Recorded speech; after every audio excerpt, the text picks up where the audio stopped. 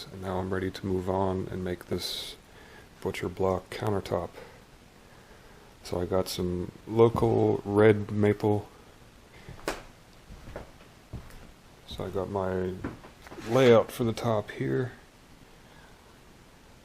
So my game plan is to make it in two sections, 14 inches wide each. So I'll do two separate glue ups and then I'll run that through the planer. After I have the two sections planed, I'll glue that together in one final glue seam that I'll have to plane by hand, but most of the work will be done with the planer. This is the glue I'm going to use. The Tight Bond 3 is the best for cutting boards and that type of thing. So it's going to be 1.5 inches thick. And I've also mail ordered countertops a couple times before, and sometimes that makes sense. But the factory countertops can have short end cuts worked into the pattern, and you can have discoloration in some of the pieces that might be undesirable for certain types of customers. So it's nice to have the option to select your own wood to make your own butcher block countertops, and that gives you the option of using full length pieces and selecting the color to make it match better.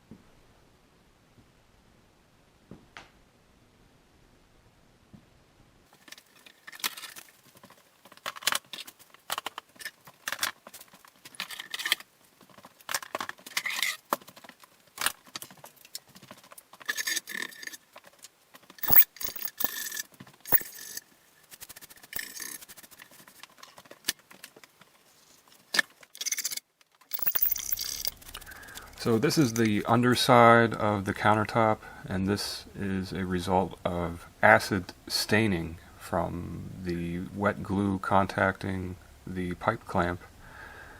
The black iron pipe reacts with the moisture and the mineral content in the wood, and the stains that result from that can run very deep into the wood and can sometimes be impossible to sand out. So the use of the wax paper on the side of the countertop that's going to show prevents that reaction from taking place, and it can sometimes save the job. Maple is not as reactive as some types of woods. Oaks and butternut and anything with a high tannin content will react with the black iron pipe and the wet glue, and the staining can be very, very annoying and very difficult to remove, if not impossible. So just a quick tip on how to prevent that staining. Another thing you can do is use galvanized iron pipe instead of the black iron, and that extra coating will prevent that reaction. But I find just using the wax paper when need be is good enough. Okay, so I have the island glued up, and now I'm ready to trim the end cuts and sand and finish the top. I'm just going to do a mineral oil finish, but just wanted to show you the product after it's glued up. I did have a little bit of tear out on that glue seam when I was scraping it. I thought the glue was still pretty soft, but it did pull up some wood. So that's going to take a little bit of sanding to get those out. But if it wasn't for that, I wouldn't have very much sanding to do at all on this top. The planer did 99% of all the work to get this to be in one even plane. Hey there, Joe. What do you think of my maple butcher block?